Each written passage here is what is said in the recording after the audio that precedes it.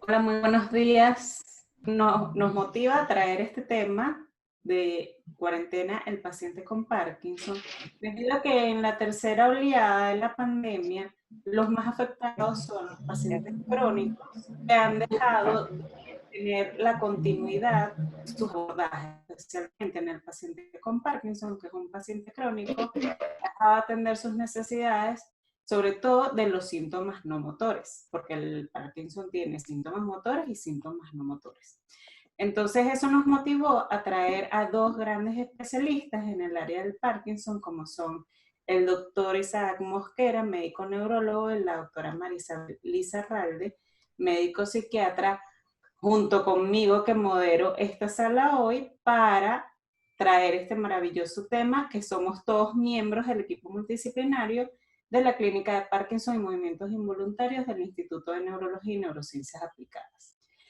Vamos a comenzar, aun cuando vean al doctor Isaac Mosquera de primero, vamos a comenzar con las damas primero, como quien dice, con la doctora Marisabel Lizarralde, para hablarnos de los síntomas no motores. Siempre suele dar importancia a los síntomas motores más que los no motores, pero para nosotros es súper importante que los síntomas no motores se les dé la relevancia que tienen, porque son muy importantes y son también muy discapacitantes, incluso más allá que los mismos síntomas motores. Por eso vamos a comenzar por los síntomas no motores. Ay, muy buenos días. Bueno, agradecida de que estén con nosotros en el día de hoy y nos estén acompañando en esta conferencia.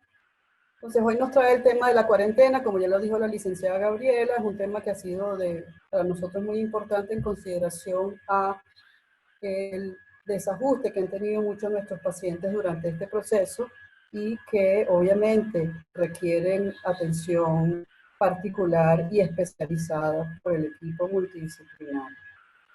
Bueno, en primer lugar, lo que quiero traerles es lo relacionado con el temario del día de hoy. Vamos a pasearnos por conceptos básicos de lo que es la enfermedad, cuáles son sus síntomas, cuáles son las estructuras cerebrales que están implicadas en estos procesos, cuáles son las causas o la etiología de la enfermedad, cuáles son estos síntomas no motores más comunes, igual que los síntomas motores más comunes, y finalmente vamos a hablar de los abordajes de cada uno de estos problemas, pero de manera general, porque el tiempo no nos va a dar para hablar de tantas cosas.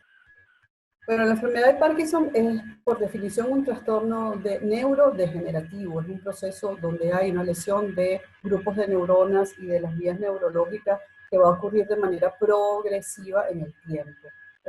Aproximadamente esto está ocurriendo aproximadamente en 300 personas por cada 100.000 habitantes en Estados Unidos. En Venezuela no tenemos cifras claras y precisas de esta incidencia.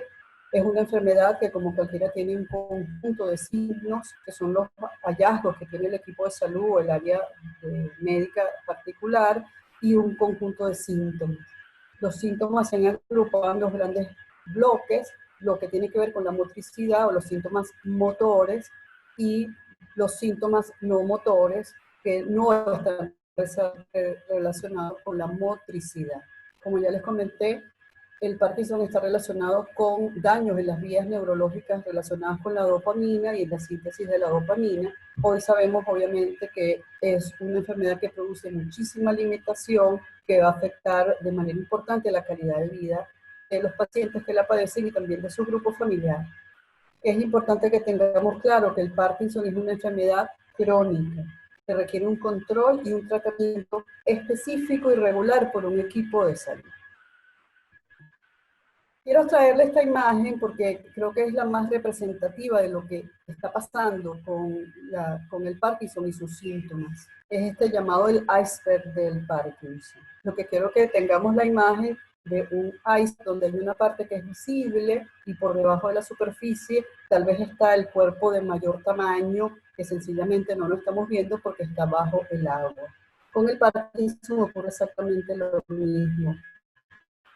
Lo visible son particularmente los síntomas motores, como es lo visible, pues sencillamente es a donde está mientras que debajo de la superficie están una cantidad de síntomas no visibles, que son los llamados síntomas no motores, y que por el hecho de no ser visibles o por estar ocultos, pues sencillamente su valoración y su atención ha quedado un poco de lado y atrás. Entonces, ¿qué van a hacer los síntomas no motores? Todos aquellos síntomas relacionados con lo que es la evolución de la enfermedad, no relacionados con la parte motora. Y como ya les comenté, usualmente todos estos síntomas no motores son no visibles. Cuando hablamos de los síntomas motores, aquí lo que quiero es sencillamente introducirlos en cuáles son las estructuras involucradas en la patología de la enfermedad. En la imagen que tenemos aquí a la izquierda, lo que quiero que vean es esta estructura que está en el centro de nuestro cráneo, de nuestro cerebro, que es el llamado tallo cerebral. Aquí hay un área específica donde se está produciendo la dopamina, que es como la sustancia encargada de la modulación de la parte motora, y es lo que está afectado en los pacientes con Parkinson. Este es un tema que va a ampliar el doctor Mosquera a cabalidad más adelante. Lo que quiero sencillamente es que estemos ubicados en la estructura que está involucrada en los síntomas motores. Cuando estamos hablando de los síntomas no motores de la enfermedad de Parkinson, estamos hablando de otra serie de estructuras que están involucradas. Voy a pasearme rápidamente por acá porque es un tema que sencillamente es muy profundo. Aquí tenemos en rojo el llamado locus coeruleus. Esto es una estructura encargada de la síntesis y la producción de la noradrenalina y de la activación de todo el resto de estructuras y de lo que es la corteza cerebral. Está relacionado con todo lo que tiene que ver con nuestra esfera afectiva, emocional y nuestro estado de vigilia. Tenemos el núcleo dorsal del vago, que es otra estructura donde va a emerger uno de los nervios encargados de la motricidad no voluntaria de todos nuestros órganos y sistemas, como es el sistema respiratorio, cardiovascular, digestivo, urológico, etc. Y tenemos otra estructura como es el núcleo pedúnculo continuo. Lo que quiero es que vean que, y esta sería la sustancia negra, él está un poquito más arriba, y es un núcleo que tiene conexión con una cantidad de estructuras del sistema nervioso y también está muy relacionado con la patología del Parkinson. Otra de las estructuras tiene que ver con el llamado sistema reticular activante. Este es el sistema que se encarga como de nuestro proceso de activación de la corteza cerebral y de nuestro estado de vigilia y el funcionamiento de toda nuestra función. ¿Qué es lo que es importante que tengamos claro? Que las alteraciones en estas áreas específicas del cerebro es previo a las lesiones que mencioné de la sustancia negra donde se produce la dopamina. Entonces, si tenemos claro que los síntomas no motores preceden a los motores, fíjense que para 1817 ya James Parkinson, que fue la persona que describió todos los síntomas de la enfermedad, ya él aquí hablaba particularmente y claramente de la presencia de trastornos del sueño en los pacientes con Parkinson. Entonces, ¿qué ha pasado? Recordamos la imagen del iceberg. Como ha sido lo visible, es la parte motora, es donde se ha enfocado la atención, mientras que los síntomas no motores han quedado como subvalorados en lo que tiene que ver con el proceso terapéutico, incluso de investigación, a pesar de que hoy sabemos que tienen un alto impacto en la evolución de la enfermedad y que van a afectar de manera importante la calidad de vida de los pacientes. Cuando estamos hablando de los síntomas no motores, yo hice un gran esfuerzo para tratar de englobarlos acá en 4 grandes bloques.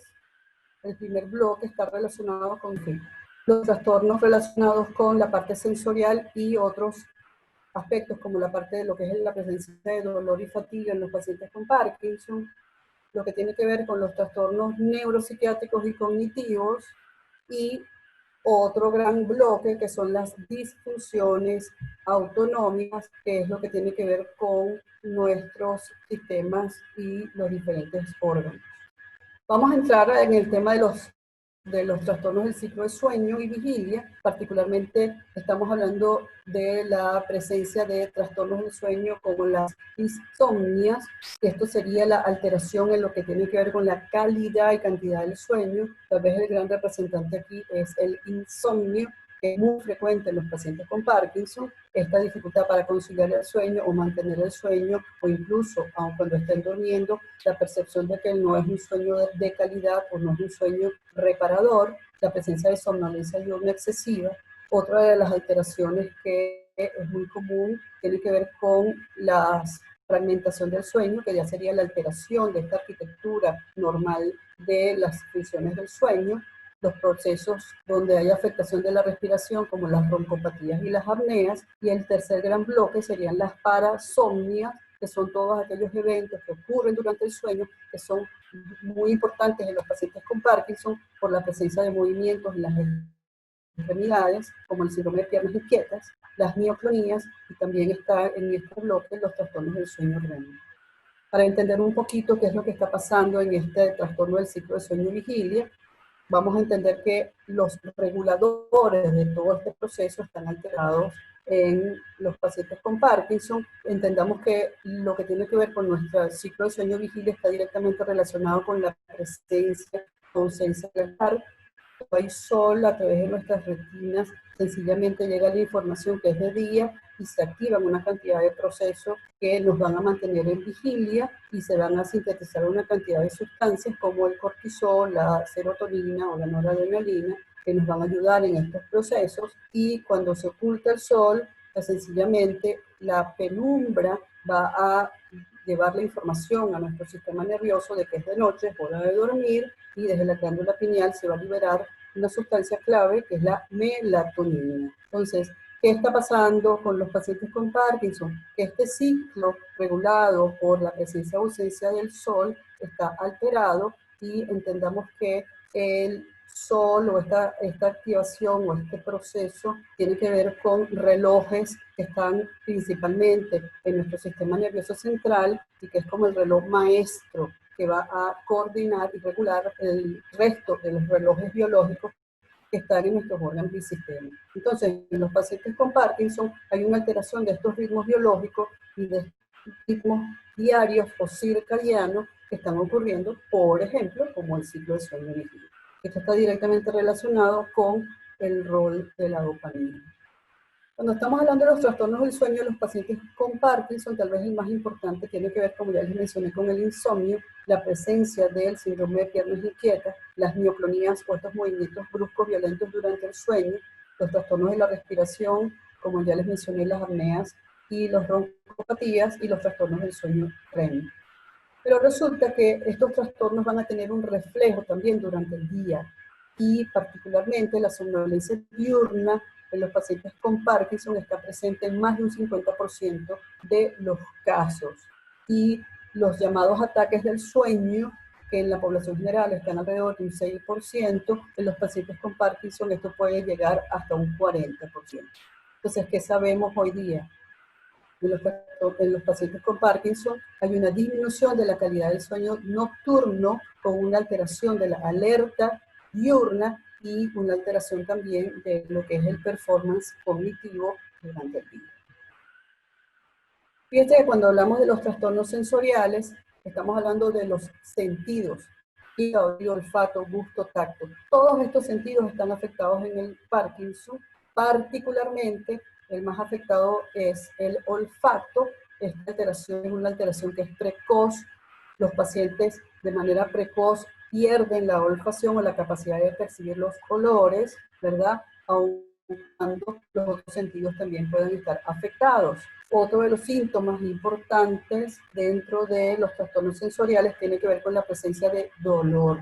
En los pacientes con Parkinson, todas las estructuras musculoesqueléticas pueden ser causa de dolor. Entonces, esto es importante tenerlo presente. Y además entender que este es un dolor que no va a ser un dolor necesariamente agudo, que ocurra en un momento y ceda, obviamente puede ocurrir, pero en los pacientes con Parkinson este dolor se va cronicando, y ya un dolor crónico en un paciente amerita un abordaje muy particular. Otro aspecto que es importante es entender la presencia de la fatiga. En los pacientes con Parkinson entendamos que hay un alto gasto energético, un alto consumo de energía por sus procesos motores, y eso también va a tener una repercusión en su funcionamiento cotidiano, sumado a lo que ya trastornos del ciclo de sueño y vigilia que el organismo no esté reparado para funcionar en el día.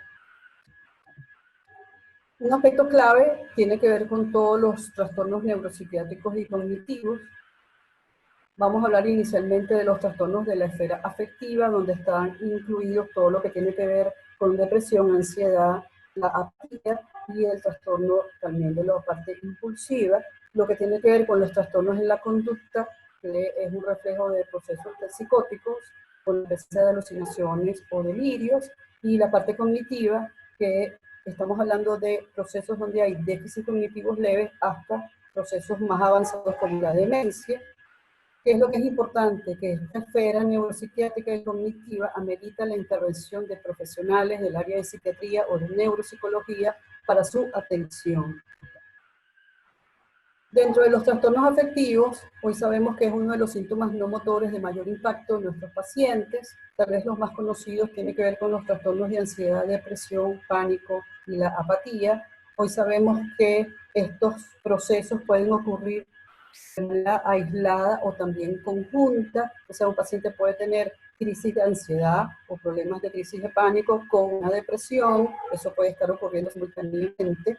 Otra cosa que es importante que tengamos claro es que, si bien forma parte del curso de la enfermedad, tanto la depresión como las crisis, los trastornos de ansiedad son patologías en sí mismas. Entonces, esto es importante tenerlo claro. Otra de las cosas que es importante tener presente es que la presencia de trastornos afectivos va a afectar también la parte de los síntomas motores, y la presencia de síntomas motores también puede influenciar o afectar los trastornos afectivos porque los puede sencillamente agravar. Cuando hablamos de los trastornos conductuales dentro de la parte neuropsiquiátrica, una de las cosas más comunes es lo que se ha llamado el trastorno del control de los impulsos. Muchos de los pacientes con Parkinson pueden tener problemas de irritabilidad, impulsividad, procesos de hipersexualidad o la ludopatía, y dentro de los aspectos también conductuales pueden identificarse la presencia de alucinaciones menores, sea por la parte auditiva, visual o senestésica, que sería lo más común, y la presencia de delirios o ideas delirantes de daño o de persecución, que también pueden ser notorios en la parte conductual de estos pacientes. Esto está directamente relacionado con el rol que tiene la dopamina en la regulación de lo que es la corteza prefrontal y lo que se ha llamado el circuito de recompensa. Los trastornos cognitivos, hoy sabemos que los déficits cognitivos leves están presentes en más del 50% de nuestros pacientes. Estos déficits pueden ir progresando en el transcurso del tiempo y llevar a la persona a un proceso demencial. Obviamente esto está relacionado con el rol de la dopamina en el funcionamiento cognitivo, está relacionado con esta red de las bonaminas y toda la red neuronal que hemos visto que puede estar alterado, y lo que tiene que ver con el sistema límbico, la corteza prefrontal, locus coeruleus y los núcleos del ramo. Nuevamente les recuerdo que estos trastornos cognitivos deben ser atendidos por profesionales en el área de la neuropsicología. Un aspecto como la disfunción autonómica, que es esto de las disfunciones autonómicas, esto sería la alteración de esta parte del sistema nervioso encargado de estos procesos automáticos de nuestro organismo, particularmente la parte cardiovascular, digestiva, piel o aparato urinario y sexual. Voy a hablar en términos generales de esto.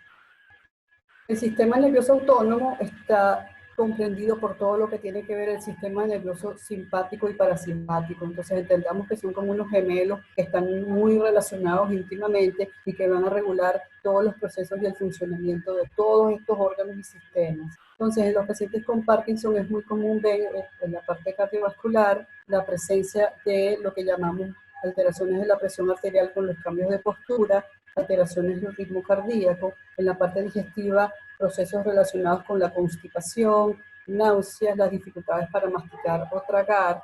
En la parte neurológica, la urgencia miccional, que muchas veces hace que puedan tener accidentes. La nocturia, que sería un incremento del ritmo miccional en las horas de la noche, lo cual va a afectar ya de manera importante este ciclo de sueño de estos pacientes. Los trastornos en la parte del aparato de fonación, lo que es hablar, la voz, ¿verdad? Las disfonías, los ojos de tono bajo, las alteraciones en lo que es la piel. Los pacientes con Parkinson pueden tener una sudoración excesiva o un exceso también de grasa y llevarlos a un estado de seborrea. Las disfunciones de la parte sexual, lo que tiene que ver con la disminución del deseo, la alteración en la respuesta de erección o la respuesta de lubricación en la mujer, y la respuesta orgásmica también puede estar afectada. Si bien esta lámina puede generar un poco de angustia, aquí lo que quiero es que entiendan que todo este universo de los síntomas no motores puede ser bastante complejo y que es importante el abordaje. Fíjense cómo esto es lo que está por debajo de la superficie de este iceberg y que muchas veces no son bien atendidos y no están dentro del proceso del abordaje y la terapeuta.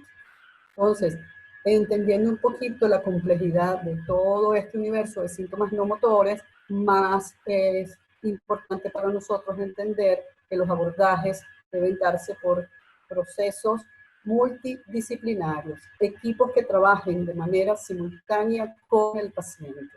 Entonces, tanto los síntomas motores como los síntomas no motores pueden tener abordajes farmacológicos y no farmacológicos, pero si no existe una integración de estos abordajes, pues sencillamente nuestro paciente va a estar mal atendido.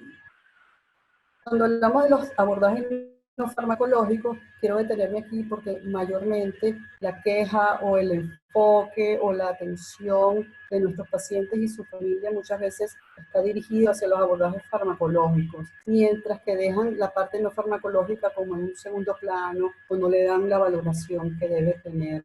Y les recuerdo que estos abordajes farmacológicos, lo importante es que aquí no van a haber efectos secundarios, son igualmente efectivos para la solución de los problemas y las alteraciones y son accesibles porque todos podemos tener acceso a ellos. Clave dentro de estos procesos no farmacológicos, lo que tiene que ver con la educación o psicoeducación del paciente y su grupo familiar. Esto obviamente está a cargo del equipo de salud, la psicoterapia para el manejo de lo que tiene que ver con los trastornos de ansiedad, pánico, depresión, incluso los trastornos del sueño, asistir a grupos de apoyo, personas que tengan la misma patología, que puedan ayudarlos en lo que tiene que ver con el comportamiento, los abordajes dentro de casa, la rehabilitación cognitiva, que como ya les dije, tiene que ver con los procesos de atención de la parte cognitiva de los procesos de atención, concentración y memoria, el manejo del estrés. La parte nutricional es clave. Entendamos que es un paciente donde va a tener problemas de constipación, problemas para deglutir, problemas para masticar, entonces los pacientes con Parkinson deben tener un proceso de una dieta especial sin contar con lo que tiene que ver con la alteración del microbioma en los pacientes con Parkinson, que es una alteración que es bastante común. Todo lo que tiene que ver con cuidado y autocuidado, los procesos donde las personas aprendan a manejar los procesos de relajación y meditación, que nos ayude también a manejar todo lo que es la esfera afectiva emocional, los cambios en el estilo de vida, estamos hablando de estilos de vida saludables que ayuden a la persona a mejorar su condición clínica y su estado de salud, la higiene del sueño.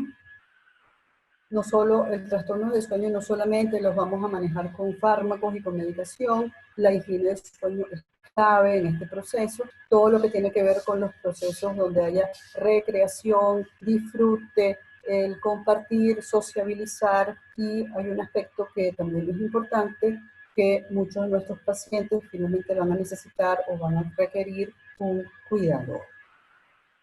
Quiero pasar por este tema que es crucial para nuestros pacientes, la adherencia al tratamiento. Muchas veces, por considerar que ellos pueden manejarlo, pues sencillamente entramos en procesos donde las personas no cumplen las indicaciones que el equipo de salud está haciendo. Y aquí es importante tener claro que la no conciencia de la enfermedad y la no adherencia al tratamiento puede llevarlos a una recaída o sencillamente a agravarse los síntomas. Entonces aquí es importante entender que la conciencia de la enfermedad pasa por aceptarla, reconocerla, para poder sencillamente asumirla y hacerse cargo de este proceso, identificar y conocer los síntomas de la enfermedad, aceptar la necesidad de un tratamiento, que ya les dijimos que puede ser farmacológico o no farmacológico, y obviamente la manera del manejar y cumplir todo lo que tiene que ver con estas indicaciones.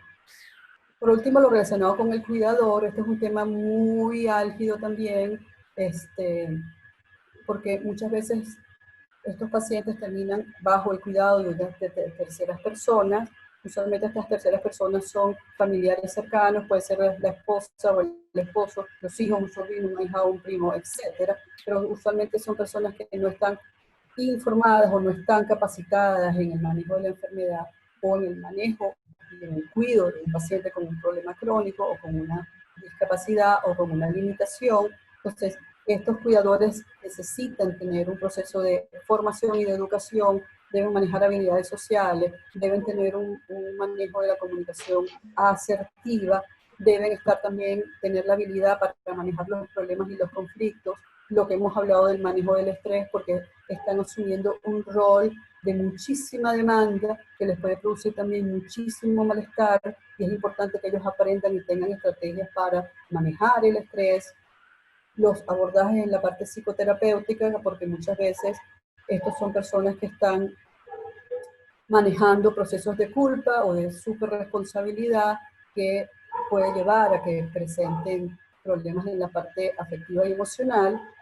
Entender que es importante la parte recreativa, ¿verdad? Y el disfrute también de ellos. Esto de manejar un horario importante para manejar la actividad recreativa, para evitar algo que está descrito en la literatura, que es el síndrome del cuidado. Bueno, yo los acompaño hasta acá. Le doy el pase al doctor Isaac Mosquera. Buenos días a todos. Gracias por la introducción y la información previa para allanar mi tema, lo cual me lo ha hecho muy fácil. Como venía diciendo la doctora María Isabel Lizarralde, a través del tiempo, desde que se describieron los primeros síntomas y signos de Parkinson, que tampoco se sabía que era Parkinson, sino era una enfermedad que tenía esas características. Pasaron muchos años, hasta el año 1940, cuando fue Ramón y Cajal que empezó a darle el nombre realmente a esta enfermedad como la enfermedad de Parkinson. Pasaron, fíjense ustedes, más de 50 años para que eso ocurriera. Los síntomas motores, obviamente, siempre han sido los mismos. La lentitud de la marcha, la rigidez, el temblor. Y veíamos nosotros que en la historia natural eso iba hacia un trastorno de la marcha o un trastorno del equilibrio que iba progresando en el tiempo. Posteriormente aparecían unos síntomas que complicaban al paciente con Parkinson, que eran los trastornos del sueño, que eran los trastornos cognitivos, las demencias, la psicosis, todas esas fallas autonómicas que la doctora ha descrito muy bien y que a través del tiempo, pues el paciente tenía una visión y una proyección de que la enfermedad era una catástrofe. Y oír enfermedad de Parkinson es exactamente hablar de una catástrofe. Pero los tiempos han cambiado, las investigaciones han cambiado, y hoy podemos decir que en el 2020 nosotros estamos con otra visión. Ahora, los síntomas no motores, fíjense ustedes, comienzan desde el principio, pasan desapercibidos. Es al revés a lo que sucedía antes. Fíjense que nosotros, la tercera etapa era que nos dábamos cuenta que el paciente no dormía y comenzábamos a darle medicamento. Hoy nos damos cuenta que el paciente tiene un trastorno del sueño previo y que es crónico y que aparentemente un 40% puede aparecer con dolor y depresión, estreñimiento, dermatitis seborreica y la pérdida del olfato hasta 20 años antes. Y es luego cuando aparecen los síntomas motores, que es de lo cual yo me voy a tocar ahora, porque estos síntomas motores van a persistir en el tiempo y los síntomas no motores pueden agravarse en el tiempo si estas variables iniciales no se modifican.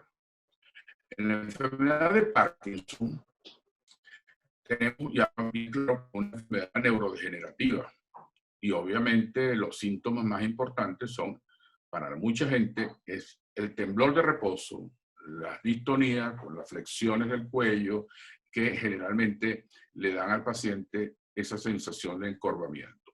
Y obviamente cuando aparece el temblor, todo el mundo se asusta y es cuando realmente comienza la investigación de estos pacientes. Pero como ya lo dijo la doctora, nosotros ya inicialmente comenzamos a tener alteraciones en la sustancia negra en una parte de la médula que se llama médula oblonga, y esas neuronas que ustedes ven aquí de alta intensidad de color, con el tiempo van perdiendo esa coloración, y esto es por la falta de la dopamina. Obviamente es una neurona conectándose con esa dopamina, produce el movimiento en forma normal, pero cuando no hay la dopamina, esos receptores no reciben esa sustancia, que es un neurotransmisor, y comienzan los desórdenes del movimiento. Hoy se sabe que a través de estudios neuropatológicos podemos ir en reversa y ver que en el estadio 1 y 2 de la enfermedad de Parkinson, lo que se afecta es la médula oblonga y todos los segmentos del puente y el bulbo olfatorio. Y es por eso que 10 o 20 años atrás puede aparecer los síntomas de hiposmia o falta del olfato. Y posteriormente es que se afecta en los estadios 3 y 4 una sustancia negra. Fíjense ustedes que nosotros estamos diagnosticando al paciente justamente cuando creemos que está en el estadio 1, estamos entrando en el estadio 3 y 4 de la patología afectando a las neuronas. Entonces se afectan otros órganos, como el cerebro medio, y luego viene el estadio 5, que es el más severo de la enfermedad de Parkinson, es cuando se afecta la corteza. Entonces, fíjense, esto se ha demostrado a través de autopsias y aparecen estas sustancias, que son sustancias que inicialmente se llaman cuerpos de Lewis y que es una proteína que se mete dentro del tejido y va destruyendo esas neuronas. Como sabemos bien, una de las primeras relaciones que nosotros tenemos es con el cerebro y el eje del tracto digestivo. Hoy en día nosotros sabemos que el cerebro produce unos metabolitos y unos neurotransmisores y que hay un eje que está comunicado con el tracto digestivo y es en el intestino donde se produce también la mayor cantidad de serotonina, y que esta comunicación es muy importante para estos desórdenes neurodegenerativos que aparecen primero, como son la ansiedad, la depresión y todos esos aspectos psicológicos que años previos a la aparición de los signos motores van a tener importancia. Y esto se debe a que actualmente se estudia el microbioma intestinal, donde se producen una serie de sustancias que van a intervenir en ese proceso. Nosotros también sabemos hoy en día que el diagnóstico, las dos enfermedades neurodegenerativas más importantes son la enfermedad de Alzheimer y la enfermedad de Parkinson. Y las dos tienen diferencia en los depósitos que se ocurren en cada una de estas patologías. En la enfermedad de Parkinson hay una agregación de la alfa-sinucleína y en la enfermedad de Alzheimer un depósito de beta-amiloide. Y que esto el proceso de inflamación puede estar dado por alteración en la microglia y con intervención de un trastorno a nivel del microbioma. Hoy se sabe que es la segunda causa más común de una enfermedad neurodegenerativa y que va en progreso. El 0.3% de los pacientes se encuentran en países industrializados y el 1% sobre los 60 años, el 3.5% entre los 85 y 90 años. Y no hay diferencia en el sexo. Ya se ha ido nivelando y son más hombres, pero ya las mujeres nos están alcanzando. El diagnóstico siempre es una controversia, porque el diagnóstico va a depender solamente de una historia clínica. Y esa historia clínica tiene que ser realizada por un especialista que no deje nada por fuera y posteriormente, de acuerdo a la historia, realizar un examen neurológico muy completo que le permita sugerir una hipótesis para realizar los exámenes complementarios. Esos exámenes complementarios generalmente para confirmar una hipótesis para el diagnóstico diferencial. es básico para hacer un diagnóstico de Parkinson que tengamos 3 pasos. El primer paso es que tengamos los síntomas del paciente con Parkinson, que es la lentitud, el temblor en reposo y la inestabilidad postural. Pero hay que descartar que no sea por una causa visual, cerebelosa, o una causa propioceptiva, u otra causa puede ser medicamentosa.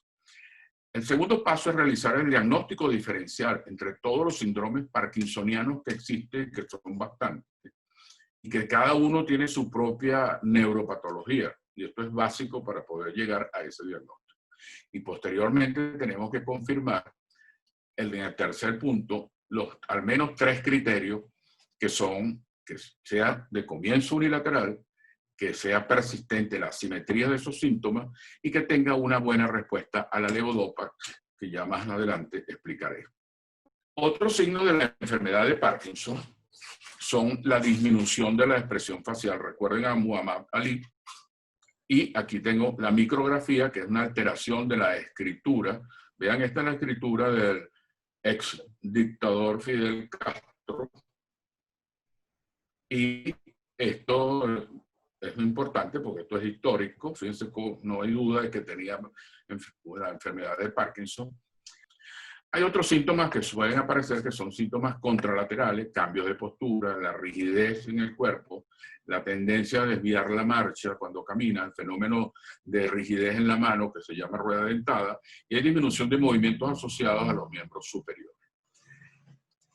Otros trastornos motores son los orales, que pueden ser un lenguaje lento, voz baja en un 50%, la disfagia un 40-80% y la salivación 25%.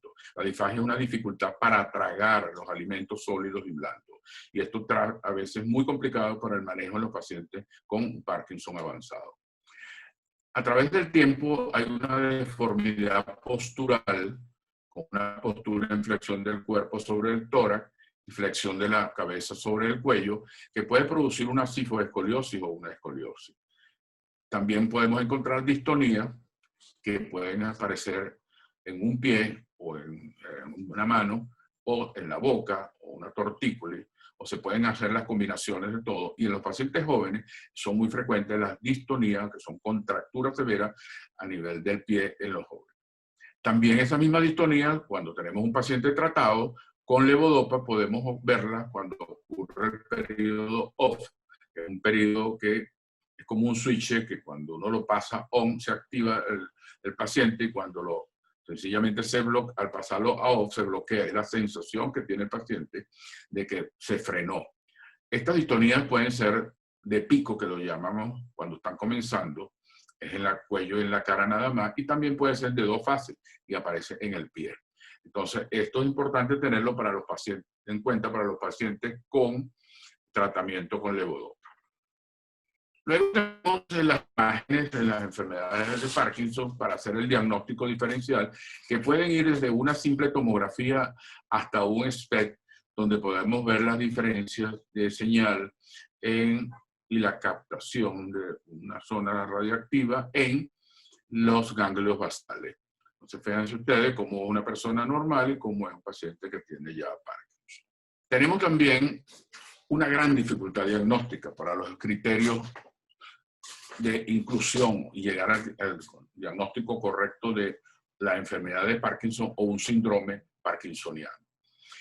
Lo primero es que para que sea una enfermedad de Parkinson tenemos que tener en cuenta la rigidez, el temblor de reposo, la inestabilidad postural, que ya habíamos hablado, y esta lista completa de otras, que es muy larga, que para que ustedes simplemente la tengan en cuenta, que debe ser estudiada y excluida para llegar a ese diagnóstico.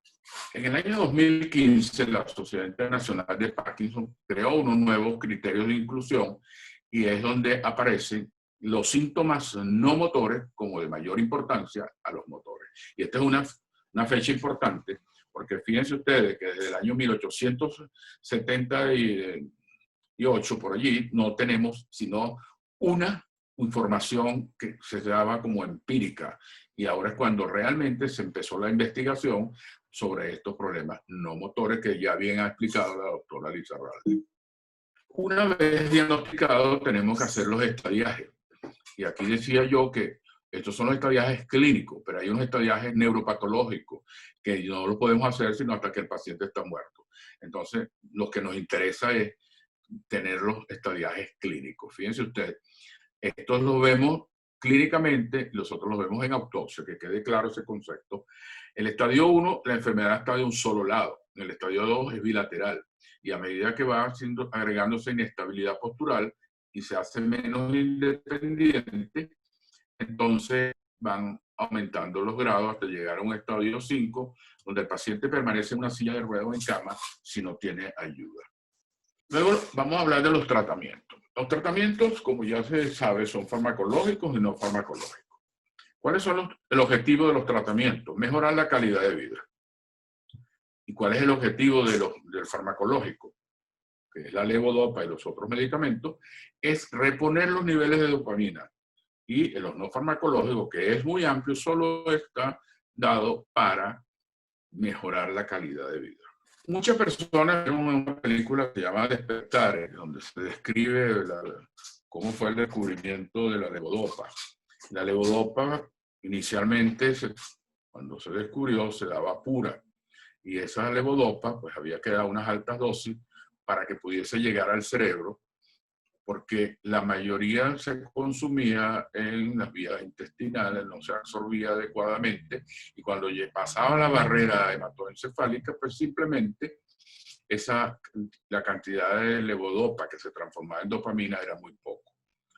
Se descubrió entonces que agregándole un inhibidor de la dopa descarboxilasa, que es la carbidopa, por eso ustedes lo van a ver, levodopa más carbidopa, esa enzima hace que no se pierda la dopamina en el trayecto hacia el cerebro y tengamos más dopamina. Uno de los efectos secundarios de las náuseas, por eso hay que tener siempre en cuenta el control de ella.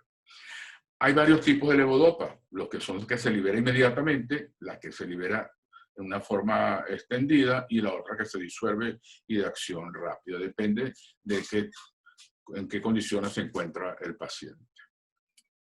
Tenemos también otros medicamentos que se llaman agonistas dopaminérgicos. A su vez se dividen en no ergóticos y ergóticos. Y los ergóticos son, porque son derivados del cornezuelo de centeno, son la pergolida, la cabergolina, la bromocriptina y la lisulida. Es importante tenerlos en cuenta porque se han usado a través del tiempo. Hoy en día no los usamos por los efectos secundarios. Sin embargo, los no ergóticos, que son los que estamos usando más ahora, como el pramipexol y el ropinirol, son medicamentos que nos ayudan a nosotros a manejar también los pacientes con un síndrome de piernas inquietas, que puede estar muy asociado a los pacientes con Parkinson y a veces ser el síntoma previo a un desarrollo de los síntomas motores. Se podría considerar esto como un síntoma motor también, porque es movimiento que aparecen muy tempranamente en los pacientes con trastorno de sueño.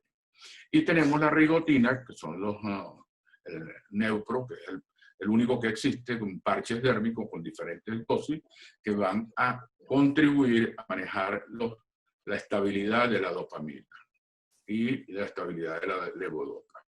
Otras combinaciones dopaminérgicas son más nuevas, que es la levodopa, la carbidopa, y se le agregó el entacapone para mejorar los periodos on and off que ocurren. Bueno, tenemos otros anticolinérgicos como son el triexifenidilo, biperideno y la mantadina. Muchos lo conocen, para muchos será muy raro, pero lo han usado. Y estos son para equilibrar niveles de dopamina, son útiles para el temblor, y los usamos depende de las circunstancias y específicamente dirigidos por un paciente, no son para automedicación.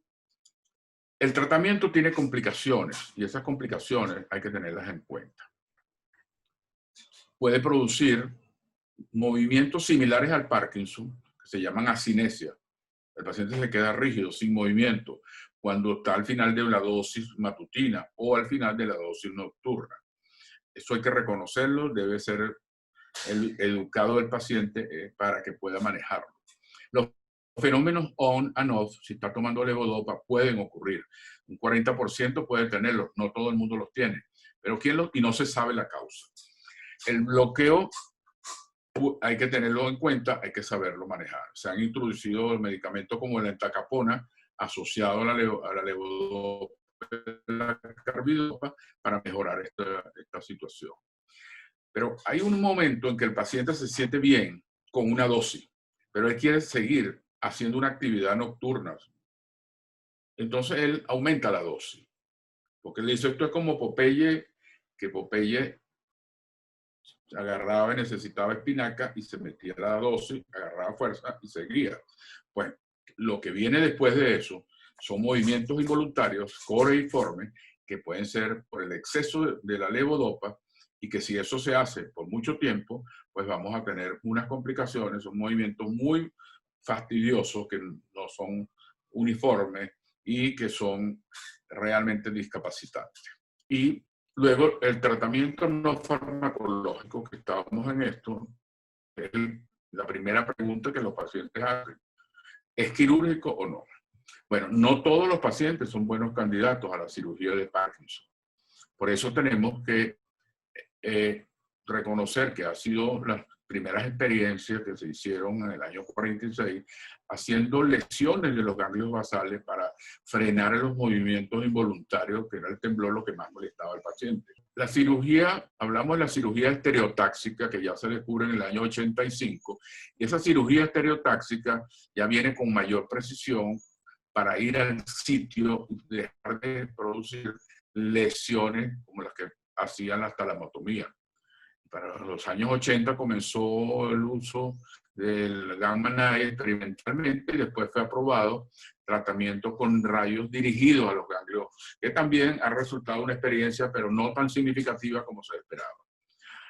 Lo último que se hace quirúrgicamente es colocar implantes con estimuladores cerebrales, como los que ustedes ven acá en el tórax, que tienen unas baterías y que mandan un impulso a una frecuencia a esos ganglios basales, y que esa frecuencia atenúa los movimientos y algunas veces mejora los síntomas que presenta el paciente con Parkinson. Pero la respuesta de estos pacientes al tratamiento y al manejo de estos en pacientes mayores con dificultades para el control y autocontrol de los estimuladores también ha traído sus complicaciones, y por eso no es el uso primario, sino el último fin de una enfermedad, unas complicaciones. Y eso hay que tener en cuenta, que el tratamiento no farmacológico que viene es el que es importante.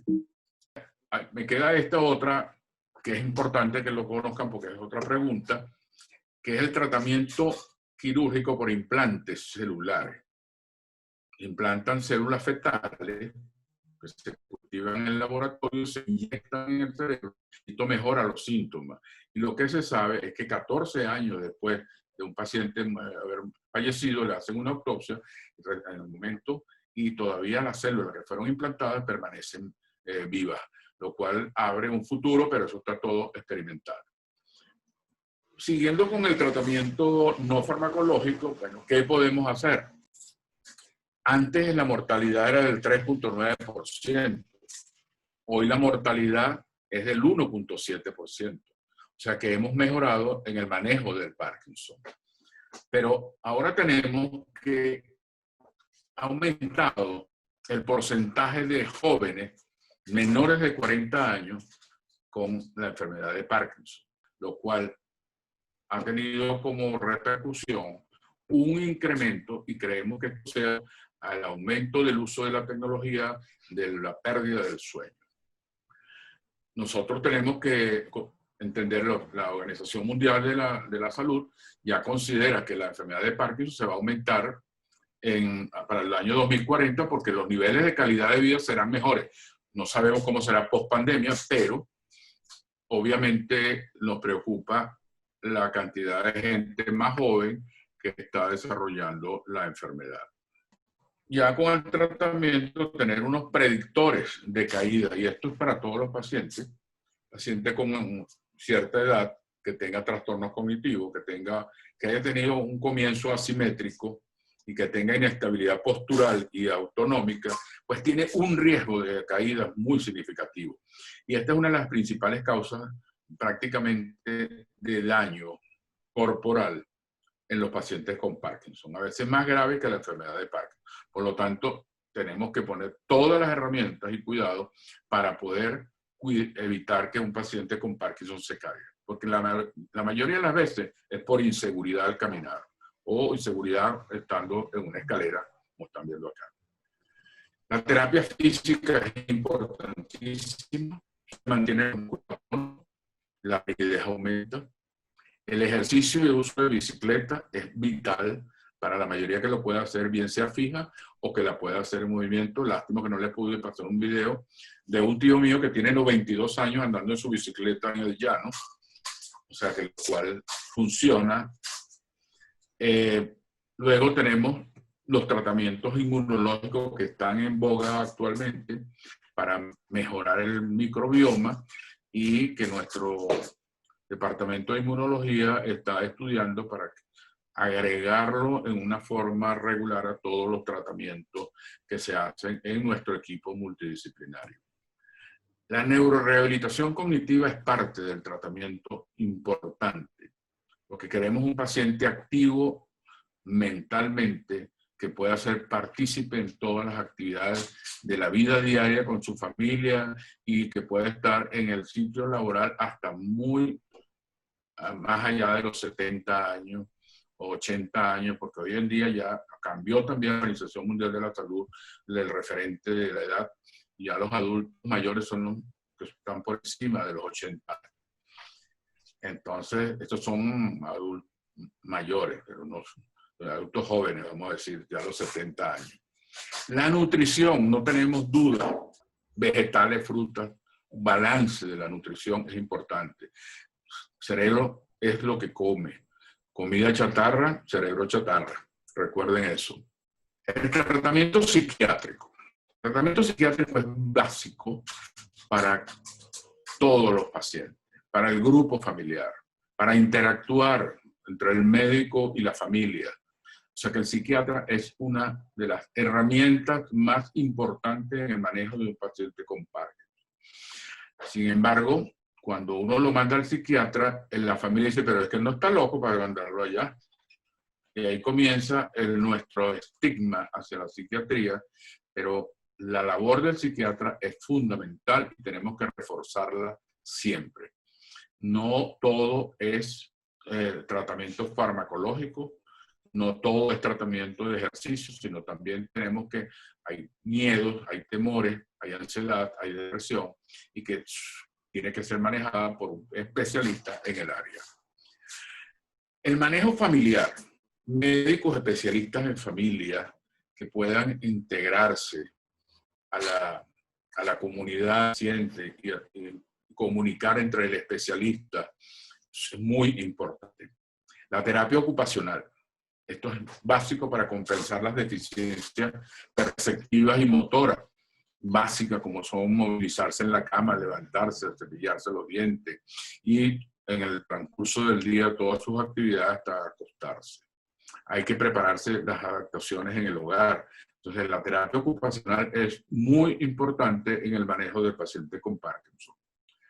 Y por último, nosotros llegamos aquí a la clave de el manejo no farmacológico. Es gratis, lo tenemos todo y es la única forma que creemos que las enfermedades neurodegenerativas no aparezcan tan temprano si hacemos lo correspondiente, que es dormir, darle la importancia que tiene el sueño.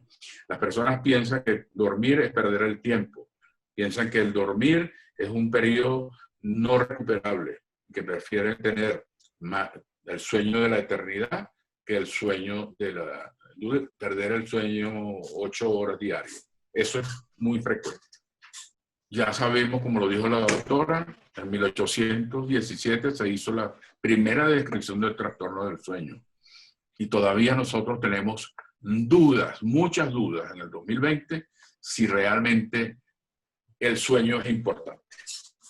Creo que nosotros tenemos que empezar a reforzar esto y buscar las fórmulas para que en el futuro tengamos mejor calidad de vida a nuestros pacientes y tenemos que aprender a enseñar y a educar al paciente, que es lo que estamos tratando de hacer a través de nuestros canales de comunicación de redes sociales, que es la psicoeducación. Creemos que esto tiene mayor importancia porque ya nosotros tenemos bastante educación en el área entre médicos y estamos actualizándonos frecuentemente. Pero ahora lo que nos queda es trabajar en equipo. Es que entiendan esto. La calidad de vida es lo que buscamos en el paciente con Parkinson. ¿Cuál va a ser su proyección futura? Depende de su estilo de vida, depende de cómo él vea su imagen corporal y que no esté pensando que los demás lo están viendo y que están preocupados por él.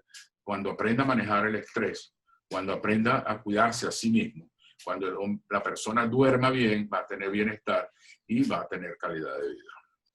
Igualmente, un equipo para poder manejar este rompecabezas tiene que ser multidisciplinario y debe estar conformado por todos estos especialistas con una historia única que nosotros, bueno, afortunadamente tenemos en el Instituto de Neurología, Neurociencias Aplicadas, y que todos los viernes estamos tratando ahora de darles una información que sea útil a nuestros pacientes. Muchas gracias.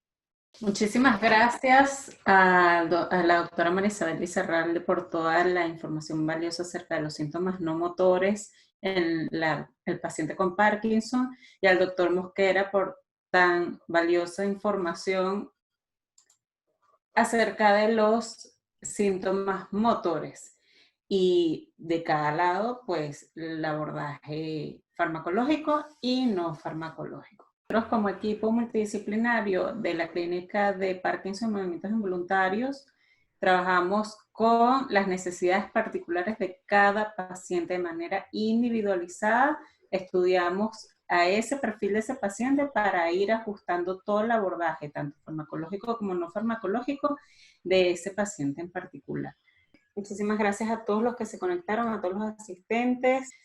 Bueno, feliz día, feliz fin de semana para todos. Gracias a todos ustedes.